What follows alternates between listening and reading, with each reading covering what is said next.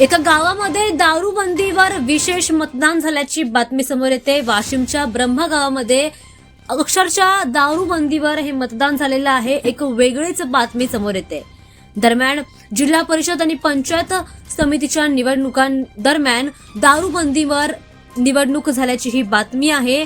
दारू बंद संदर्भामध्ये विशेष मतदान झालं। 9 फेब्रुवारीला हे मतदान पार पडलं। एका अनोख्या मतदानाचं आयोजन जिल्हाधिकारी योगेश कुंभेजकर यांच्या आदेशानुसार या ठिकाणी करण्यात आलं होतं। या मतदानामध्ये फक्त महिला मतदारांना भाग घेण्याची संधी देण्यात आली होती। मतदानामध्ये गावामध्ये मद्य विक्रीची परवानगी कायम ठेवावी की बंद करावी यावर मत विचारलं गेलं।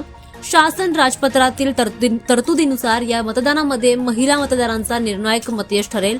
म्हणजेच तर 50% जास्त महिला मतदारांनी मद्य विक्री बंदीच्या बाजूला मतदान केलं तर गावातील मद्य विक्रीची जी ही सोय आहे ती बंद करण्याचा निर्णय लागू होणार होता, असं देखील सांगितलं गेलं होतं। या विशेष मतदानामुळे महिला मतदारांनी आपली भूमिका सक्रियपणे बजावली, कारण निर्णय थेट त्यांच्या मतांवर आधारित होणार होता। दारूबंदीवर निर्णय घेण्यासाठी हे गटबद्ध मतदानाचे एक वेगळंच उदाहरण पाहायला मिळते, जे सामाजिक मागण्यांवरून स्थानिक प्रशासनाने मतदानाचा मार्ग निवडलेला आहे।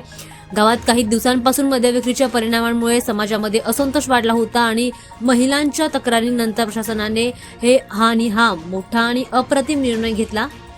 दारूच्या विक्रीने सामाजिक समस्या, कुटुंबातील संघर्ष आणि आरोग्याशी संबंधित चिंता वाढल्याचं स्थानिक स्तरावर सांगितलं जात होतं।